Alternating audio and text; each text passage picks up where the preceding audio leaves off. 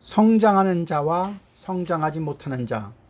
성장하는 자는 행동으로 말을 증명하며 성장하지 못하는 자는 말로 행위를 변명한다. 성장하는 자는 인간을 섬기다가 감투를 쓰며 성장하지 못하는 자는 감투를 섬기다가 바가지를 쓴다. 성장하는 자는 실수했을 때 내가 잘못했다고 말하지만 성장하지 못하는 자는 너 때문에 이렇게 되었다고 원망한다. 성장하는 자는 솔직함이 가득하고 성장하지 못하는 자는 핑계가 가득하다. 성장하는 자는 예와 안유가 확실하지만 성장하지 못하는 자는 적당히 말한다. 성장하는 자는 누구에게도 사과하지만 성장하지 못하는 자는 노인에게도 고개를 못 숙인다. 성장하는 자는 넘어지면 일어나 앞을 보지만 성장하지 못하는 자는 일어나 뒤를 본다. 성장하는 자는 하루가 25시간이지만 성장하지 못하는 자는 하루가 23시간이다. 성장하는 자는 열심히 일하고 열심히 놀고 열심히 쉬지만 성장하지 못하는 자는 허겁지겁 일하고 빈둥빈둥 돌고 흐지부지 쉰다. 성장하는 자는 시간을 관리하고 살고 성장하지 못하는 자는 시간에 쫓겨 산다. 성장하는 자는 지는 것도 두려워하지 않으나 성장하지 못하는 자는 이기는 것도 염려한다. 성장하는 자는 과정을 위해 살고 성장하지 못하는 자는 결과를 위해 산다. 성장하는 자는 구름 위에 태양을 보고 성장하지 못하는 자는 구름 속에 비를 본다. 성장하는 자는 눈을 밟아 길을 만들고 성장하지 못하는 자는 눈이 녹기를 기다린다. 성장하는 자는 새벽을 깨우고 성장하지 못하는 자는 새벽을 기다린다. 성장하는 자는 달리는 도중에 이미 행복하나 성장하지 못하는 자는 경주가 끝나 보아야 행복이 결정된다. 성장하는 자는 자기보다 우월한 자를 보면 존경하는데 성장하지 못하는 자는 자기보다 우월한 사람을 보면 질투하려 든다. 성장하는 자는 부드럽고 자연스러우나 성장하지 못하는 자는 허세를 부리고 자기를 억지로 드러내려 한다. 성장하는 자는 자기보다 못한 자를 보아도 친구가 될 수 있는데 성장하지 못하는 자는 자기보다 못한 자를 보면 보스가 되려 한다. 성장하는 자는 다른 길이 있을 것이라고 생각하나 성장하지 못하는 자는 길은 하나라고 생각한다. 향기나는 사람은 누구인가? 나는 향기나는 사람인가? 향기나는 사람의 특징은 첫 번째, 자존감이 있는 사람이다. 두 번째는 내공이 있는 사람이고 세 번째는 따스한 인간미가 있는 사람이다. 삶을 향기나는 인연으로 가득 채우는 삶을 우리는 살아야 하겠다. 사랑과 자유가 곱해지면 설렘이 됩니다. 농노와 하녀가 사랑을 합니다. 주인은 농노와 하녀의 사랑을 원하지 않습니다. 달리 말하면 노예는, 즉 농노는 사랑할 자유가 없다는 것입니다.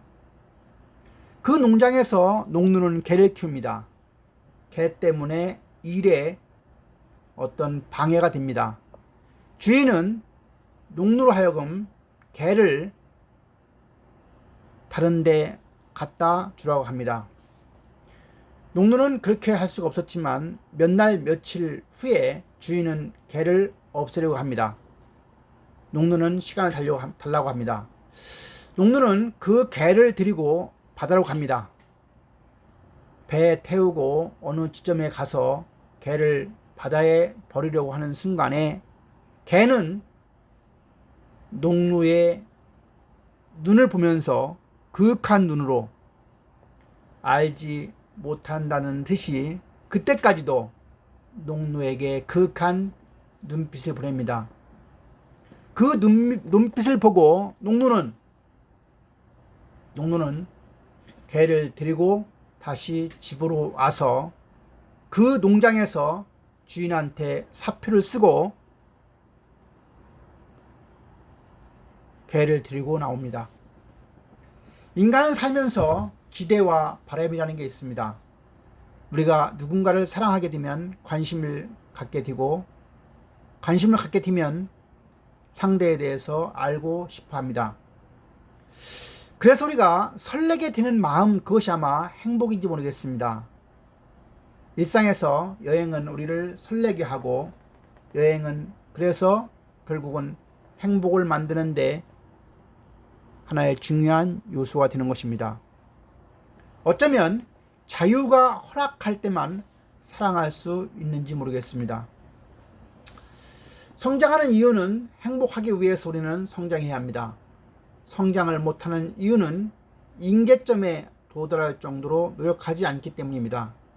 두 번째는 비교의 함정입니다. 비교하면 비참해지거나 교만해질 수 있습니다. 셋째는 실수를 실패로 착각하는 것입니다. 따라서 우리는 항상 시도하지 않으면 성장 못한다는 사실을 염두에 두어야 합니다. 넷째는 자신의 미래에 어떤 가치를 보지 못하는 것 때문에 성장 못하는 이유가 됩니다. 왜 성장해야 하나? 성장하면 성취하고 성취하면 기분 좋고 행복해지기 때문입니다. 조선에서 상도라고 하는 작품에서 임상옥을 얘기하고 있습니다. 임상옥은 자기 확신을 통해서 선택이라고 하는 걸 하게 한 사람입니다. 우리가 깨달음이라고 하는 것은 자기가 움켜쥐고 있던 것을 내려놓음으로써 자기가 문제 삼던 것이 문제가 안 되는 것을 알게 되는 것입니다. 내가 괴로운 것은 상대방 때문이 아니라 나의 일방적인 기대 때문입니다. 기대와 피그말린 효과를 여러분들은 아시고 계시죠? 우리 아이가 공부 못하는 것은 내가 잘할 수 있을 것으로 기대하지 않기 때문입니다. 나를 위한 기대는 낮추고 상대방에 대한 기대를 높이는 것이 좋습니다. 기대하는 일은 언제나 기대보다 늦게 일어나고 기대하지 않은 일은 언제나 일찍 일어나는 법입니다. 사람의 마음을 얻으려면 꼭 필요한 행동이 있습니다. 그 첫째가 경청입니다. 경청의 종류에는 반응 없는 경청인 배우자 경청과 듣는 척하는 소극적 경청, 자기 의견만 얘기하는 적극적 경청, 무조건 긍정하는 공감적 경청이 있고, 가장 높은 단계의 경청은 의도를, 기분, 감정 이런 것들을 이해하고 필요할 때는 조언도 하는 맥락적 경청이 있습니다. 둘째는 상대를 위해서 시간 쓰는 일이 중요합니다. 관계를 맺는 것은 특별한 존재가 되는 것입니다. 길들여진다고 하는 것은 오랜 시간이 소요되고 특별한 관계가 있는 것을 말합니다. 길들여지면 즐겁고 행복해집니다. 우리 인생에 주어진 세 가지 축복이 있습니다. 첫 번째는 사랑입니다. 인간은 태어날 때부터 축복받으며 사랑받는데 이것이 바로 축복인 것입니다. 둘째는 인생에서 스승을 만나는 것입니다. 스승을 만나야 변화가 오는 것입니다. 세 번째는 쓸모있는 사람으로 사는 것, 즉 존재감을 확인하는 것입니다. 해림이라는 사람이 자가 면역 질환에 걸려 얼마 후에 죽게 되어 있습니다. 해림이 소원은 많은 사람들 앞에서 노래를 부르는 것이었습니다. 해림이는 대학 때 보컬리스트였습니다. 죽음을 앞둔 며칠 전에 많은 사람들이 모여서 해림이가 노래하는 몇 곡의 노래를 듣습니다. 해림은 그 노래를 열심히 불렀고 많은 사람부터 박수를 받았고 며칠 후에는 죽게 됩니다. 행복을 지도시키는 우리의 마음입니다. 살다 보면 행복할 때도 있고 우리는 불행할 때도 있습니다. 우리나라에는 2002년도에 로또라는 것이 들어옵니다. 트레이드밀 위에 행복이 있습니다. 트레이드밀에 위에 행복이라는 것은 변화가 없는 삶은 행복이 지속되지 않는다는 것을 이야기하는 것입니다. 추억이 있는 삶이 행복이고 추억이 있으면 그 추억을 우리는 그리워하게 됩니다. 그리움 어원은 극다입니다.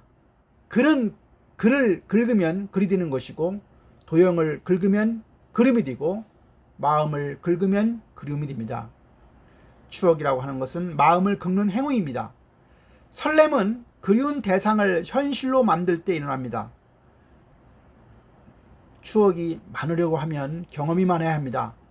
가진 것 없어도 설렘이 있는 삶이 너무 좋습니다. 행복이 지속되려고 하면 우리는 설렘이 있어야 하는 것입니다. 하프타임은 쉴 수 있는 용기입니다. 행복하십니까? 불행하십니까? 우리 인생이 20년 공부하고 30년 일하고 20년 쉬다가 죽는 경우가 있었습니다. 얼마 전에는 30년 공부하고 20년 일하고 30년을 노후를 보냅니다. 근데 세상이 바뀌어서 이제 수명이 들면서 30년 공부하고 20년 일하고 50년이라는 세월을 직업 없이 지내야 된다고 합니다. 그 50년이 행복하려고 하면 30과 20 사이에 등등의 하프타임을 잘 보내야 합니다. 즉 안전한 인생을 하려고 하면 하프타임을 잘 보내는 것입니다. 등산을 오르는 것도 등산이지만 정상에 있는 것, 하산하는 것도 등산입니다. 오르는데 많은 시간을 보내면 정상에서 머무를 시간이 없습니다. 그렇다고 정상에 있는 시간이 너무 길면 하산하는 시간이 부족합니다. 따라서 등산을 하는 과정에서, 즉 인생에서 정상에 오르지 못한다 하더라도 오르는 것 자체가 등산이니 정상에 못 오른다고 해서 너무 걱정할 필요는 없습니다. 정상에 올랐다 하더라도 너무 오랜 동안 정상에 머무르는 것은 하산 시 다칠 수 있습니다. 따라서 적당한 시간에 실천하는 것, 시점을 잘 잡는 것은 인생에서 무진장 중요합니다. 우리가 하프타임을 가지려고 하는 목표는 바로 자아 정체성을 발견하기 위한 것입니다. 얼마 동안 살고 나서 내가 정말로 인생을 잘 살고 있는지 그 자아에 대한 성찰을 해보라고 하는 것이 바로 하프타임의 목표입니다. 두 번째는 방향 점검입니다. 우리는 목표 지점을 향해서 배가 나갈 때 항해라 하고, 목표 지점 없는 배는 현재 표류하고 있는 중입니다. 방향 점검을 통해서 표류하지 않고 항해가 되는지를 점검할 필요가 있습니다. 세 번째 하프타임의 목표는 본질의 회복입니다. 성공이라고 하는 것은 대박이 없습니다. 성공은 반드시 누적의 결과인 것입니다. 따라서 우리가 인생을 살 때 전체 그림을 가지고 실천해 나가는 것이 무엇보다 중요하다고 하겠습니다.